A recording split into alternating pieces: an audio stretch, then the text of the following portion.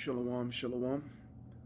First and foremost, I want to begin by giving praise and glory unto Yahweh, Bahashem Yahushai, Bahashem Racha Kodash.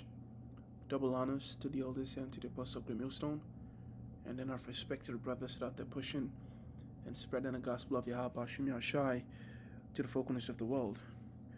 Now, through the spirit and power of Yahweh, Bahashem Yahushai, I wanted to do a quick lesson in the book of Lamentations, the 4th chapter.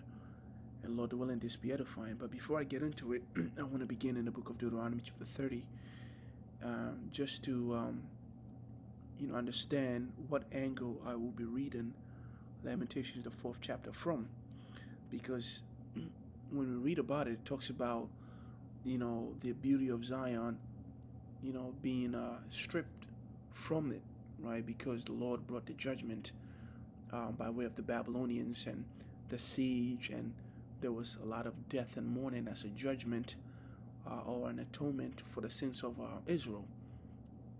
But in the book of Deuteronomy chapter 30, verse 1, it says, "And it shall come to pass, when all these things are come upon thee, the blessings and the curse which I have set before thee, and thou shalt call them to mind amongst all the nations, whither the Lord Yahweh thy God hath driven thee.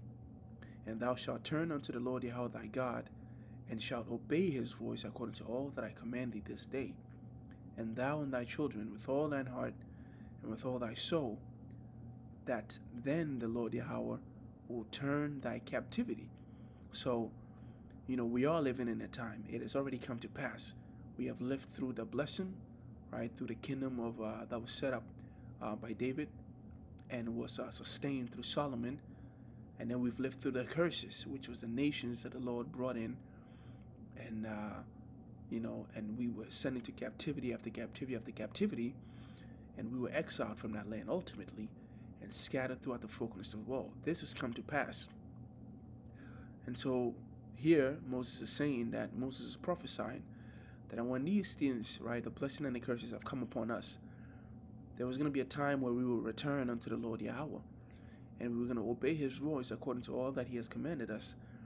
And eventually, right, that same obedience will continue on through us and our children, right? And it was going to be in truth and in sincerity, with all our heart and with all our soul.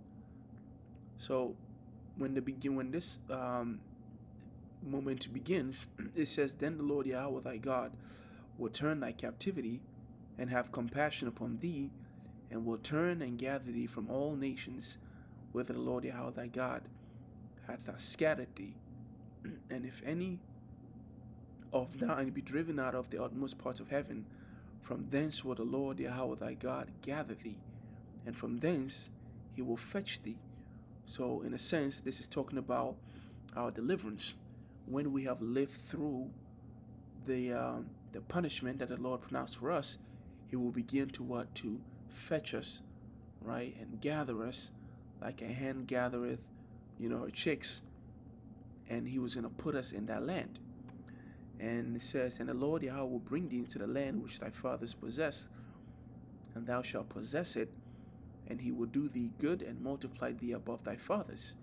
Now this sounds as though it was contingent on the entire nation of Israel being righteous, but that is not so, right? Those who are we receive this through one man, Yahushai. He was the true sinless and perfect being, in the flesh and in the spirit. He was the one who paved the way for us, and he atones on behalf of the entire nation of Israel, but first and chiefly through the elect. That's why the scripture says that the Israel has not obtained that which it seeketh for, which is the land and the kingdom of heaven, but the elect have obtained it, right? The elect have obtained, well, actually it's not just the land, it's just the love of the Lord, right? Or at least the peace, right, between them and the Lord. That's what they look for and have not obtained, because we were loved by the Lord even when he sent us into captivity. So the elect have obtained it through Yahushai, and this is why this I guess this has been fulfilled. Let me just put it simply. And so when the Lord is beginning to deliver us, and we see the works of the Lord and deliver us being made manifest by all these prophecies coming to pass, He's having these nations being wary in the multitude of their sorceries. He's crashing the economy. He's, distressing them. He has confused them with war, and he's pretty much taken away any prospect of peace and safety for them. And that is how we know that the Lord is beginning to set up the kingdom of Israel, because all these heathens are being brought to the valley of Jehoshaphat for judgment. So it says, and the Lord Yahweh will circumcise thine heart and the heart of thy seed, to love the Lord Yahweh thy God with all thy heart and with all thy soul, that thou mayest live. Right? That is that new covenant. Verse 7 says, and the Lord, during this time, when this begins to take place, it says, and the Lord Yahweh will put all these curses upon thine enemy, and on them that hate thee, which persecuted thee. All right. So this is the angle I'm going for. We're living in the times where the Lord is putting all these curses on our enemies. So this is where we go into the book of Lamentations, the 4th chapter. It's a very short chapter, just 22 verses. We're going to read it, but we're going to read it with a mindset of the Lord bringing these things, this desolation and distress, onto the heathens, but mainly Babylon. So the book of Lamentations, chapter 4, verse 1. Matter of fact, could have just, did a series on this.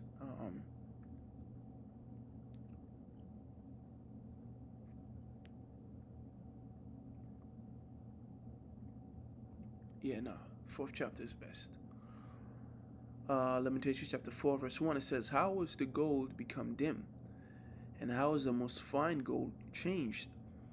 The stones of the sanctuary are poured out in top of every street.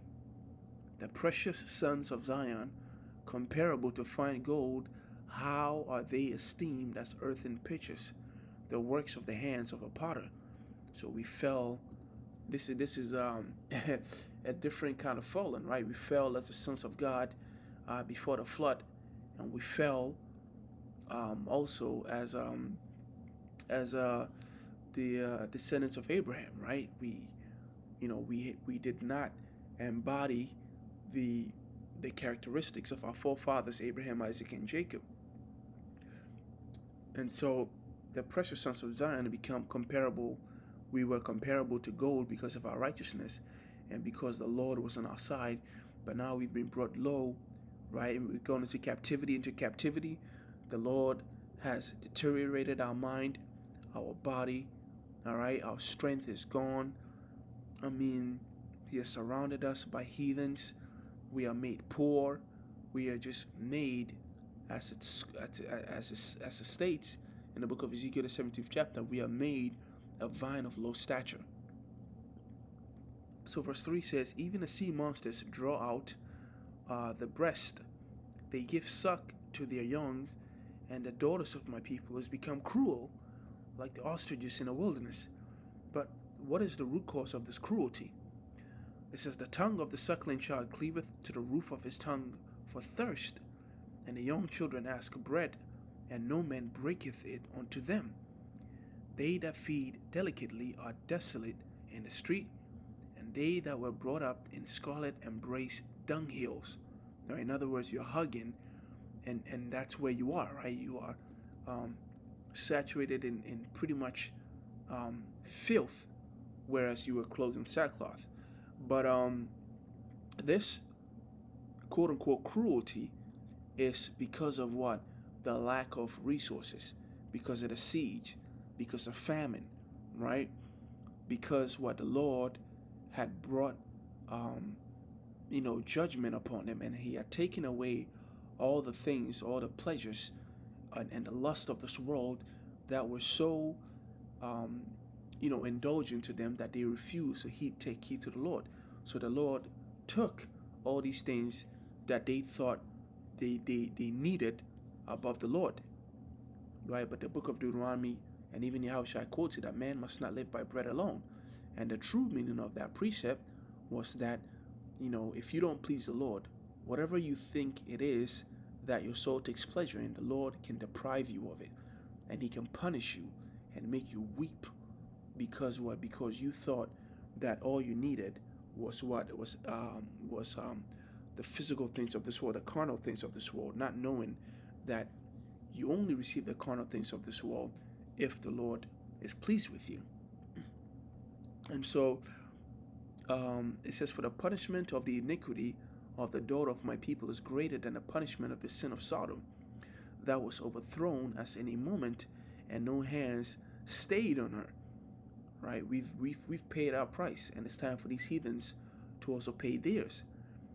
"Her Nazarites are purer than snow," right? And the iniquity of the daughter of my people, this time it'll be the daughter of what? It'll be the daughter of Babylon. That's the iniquity that's greater. That's the iniquity that has spread throughout every corner of the world, and have made the nations drunken of the wine of her fornication.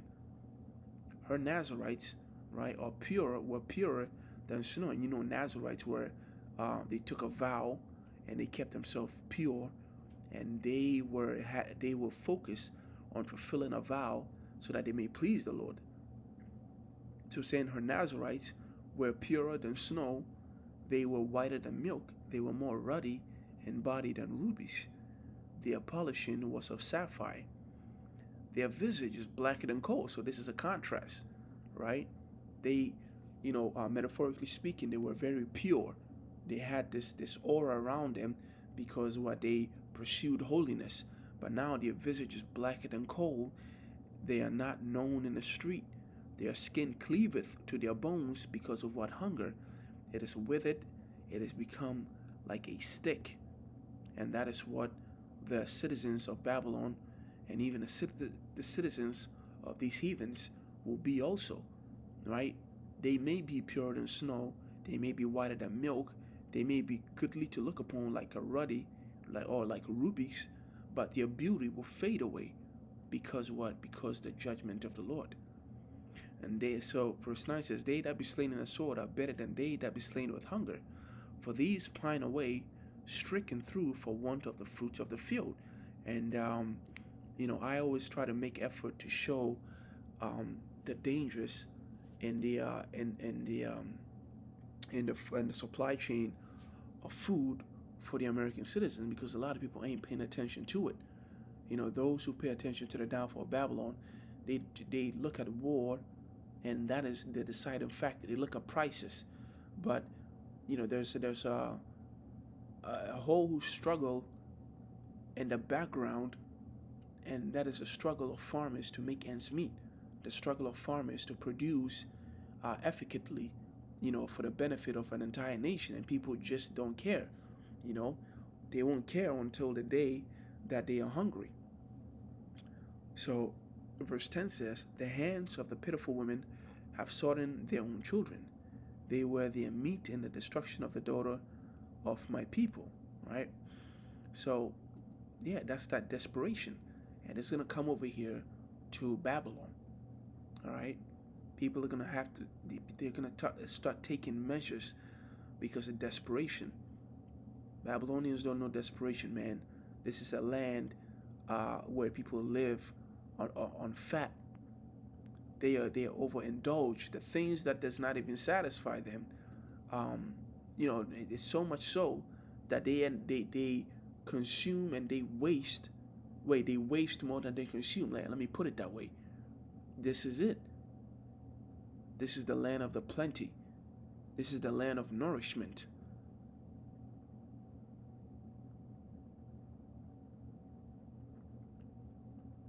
The most disadvantaged people in Babylon, in other parts of the world, will relatively be living better than some people in other parts of the world. But you know what? When the Lord brings this judgment, they're going to have to start doing things out of desperation. And one of them is cannibalism. And you know how desperate and you know how down bad you have to be to eat your own children and slaughter them. The Lord Yahweh hath accomplished his fury. He hath poured out his fierce anger. He has kindled a fire in Zion, but this time it's going to be in Babylon. And this time it's not going to be a metaphorical fire, it's going to be a literal fire, right? Thermonuclear missiles. And it hath devoured the foundations thereof. The kings of the earth and all the inhabitants of the world would have believed that the adversary and the enemy should have entered into the gates of Jerusalem. For the sins of a prophet and for the iniquities of a priest, they have shed the blood of the just in the midst of her. And when you talk about the sins of Babylon, they are guilty of this too. They are guilty of this of the blood of the just, of the prophets, of the saints. Right, the book of Daniel and the book of Revelation tells us that it was given unto them to make war against the saints and prevail. And when they prevailed, they did atrocious, unspeakable, there's just wicked, horrific acts. These men who were, praised in society, Columbus, Cortez, the Pope, the Catholic Church, and all these people, they were worst of the worst. They are the worst, beings to have ever lived. And they spilled the blood of the just, and they did it thinking that what they were righteous. And then, after all these years later, they won't hold themselves accountable. They give excuses, and then they turn around and call others wicked. They will be the first, and the loudest in the room when it comes to pointing at other people's iniquity. But when it comes to theirs, they try to hide it. So for the sins of a prophet and for the iniquities of a priest that have shed the blood of the just in the midst of her, they have wandered as blind men in the street. They have polluted themselves with blood so that men, right, could not touch their garments. They cried unto them, Depart ye, it is unclean, depart, touch not.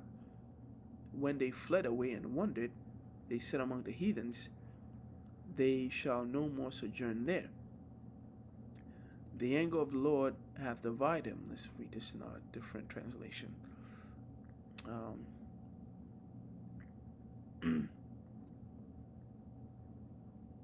Right, so they've gotten so defiled that they don't even belong anywhere. NLT says, "Get away." The people shouted at them, "You are defiled. Don't touch us." So they fled to distant lands and wandered among foreign nations, but none would let them stay. All right, this is the the uncleanness of the sins of a prophet and for the iniquity of a priest. All right, and it's not just limited to that. It's just like every aspect of the ruling class of Babylon. They're all guilty of this. They committed genocide like it was nothing. That's why the scripture says the blood is as nothing in the sight. They steal, they rob, they took all that everybody has, and they still wanted more.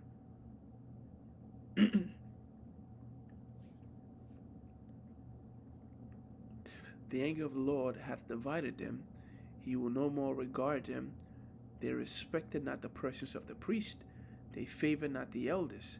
Hey, I think the scripture talks about it upon, let me see.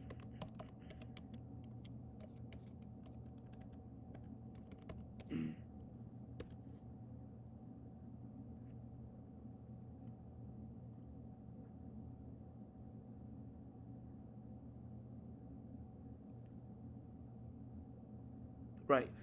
The book of Isaiah chapter 47 verse 6, it says, I was wroth with my people. I have polluted mine inheritance and given them into thine hand. Thou didst show them no mercy, and upon the ancient hast thou very heavily laid thy yoke. Right. So these heathens are also guilty of that. And that's why the world isn't so black and white. This world that we're living in, because of this a man's natural disposition to sin, there's so much confusion going on, and everybody's guilty of everything. But Jake have endured, and we have gone through all that we ought to go through for the correction of our nation. We've suffered a lot, and it's time for these nations to learn the same lessons that we have learned. And even amongst our nation, the 2/3 have not learned it. The 2/3 in Babylon, and even those around the world, the wicked Israelites, they also have not learned their lesson. So there has to be a final, a lesson taught for them to actually take righteousness seriously.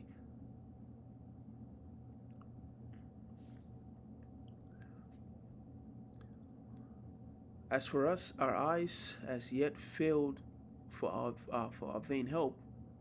In our watching, we have watched for a nation that could not save us. They hunt our steps, that we cannot go into our streets. Our end is near, our days are fulfilled, for our end is come. And so there's going to be a time where whatever pride Esau has, whatever might he thinks he's endowed in, eventually he will admit defeat. That is the power of the Lord. And this goes hand in hand in the book of Micah, where it says that we shall hunt them like a beast, like the lion amongst the beasts of the field. That we cannot go in our streets. Our end is near, our days are fulfilled, for our end is come. You're gonna have these elites hiding, but we're gonna go wherever they are, and according to the book of Psalms, right, we're gonna slap chains on them. Let the saints sing out loud, let a two-edged sword be in their mouth to execute judgment and put fetters of irons on them, roughly paraphrasing. It talks about all this. This will be the privilege of the righteous. Verse 19, our persecutors are swifter than the eagles of heaven. And hey, when Yahushua comes in, he's going to come in by way of what? By way of the chariots. At a certain point, even it refers to him as an eagle. They pursued us upon the mountains. They laid wait for us in the wilderness. The breath of our nostrils, the anointed of the Lord Yahweh, was taken in their pits, of whom we said, under his shadow we shall live among the heathens. All right, let's see.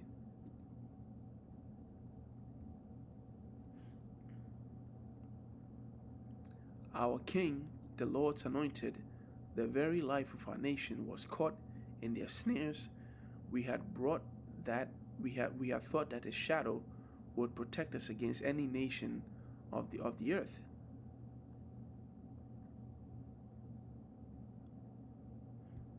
So that's it. It's gonna apply to these nations as well.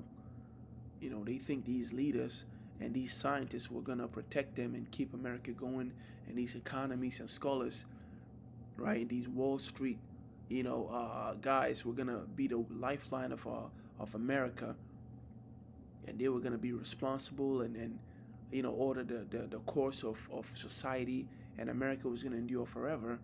But all these nations, whatever hope they think they have in their guns and their bombs and their borders and their language and their intellect, the Lord will have it all crashing down. He will take their pride, their anointed ones, and he will make it a prey unto Jerusalem. Verse 21, it says, rejoice and be glad, O daughter of Edom, that dwellest in the land of Uz. The cup also shall pass through unto thee, thou shalt be drunken, and shalt make thyself naked. Let me read that again.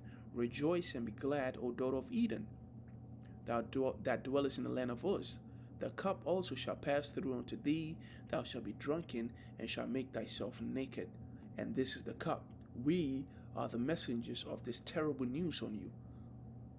You Edomites, you are going into captivity. Your kingdom is fallen, and there ain't a damn thing you could do about it. We will say it as many times as we need to, as loudly as necessary, so there is no misinterpretation. There's not going to be any moment where you think, this ain't going to happen. The Lord has us here to remind you to take away your peace. We know what this word does to these heathens. Verse 22 says, the punishment of thine iniquity is accomplished, O daughter of Zion. He will no more carry thee away into captivity. And this is why this is prophetic, because this wasn't talking about the Babylonian captivity. Right after that, they went into another captivity. And after that, another captivity. And after that, another captivity. But this is according to Daniel's vision, that and the Apostle John's vision. That final beast, the iron, right, mixed with clay, and you know, and you had the dragon with the 10 horns, the beast with 7 heads, all these. That's going to be the moment where our iniquity is accomplished. And he will no more carry thee away into captivity. He will visit thine iniquity, O daughter of Edom. He will discover thy sins. All right. This is the book of Lamentation, the 4th chapter. I hope this is edifying. Until next time, shalom. Matter of fact, I want to end it by giving all praise, honor, and glory unto Yahweh, Bahashem, Yahushai, Bahashem, Racha Kodash. Until next time, shalom.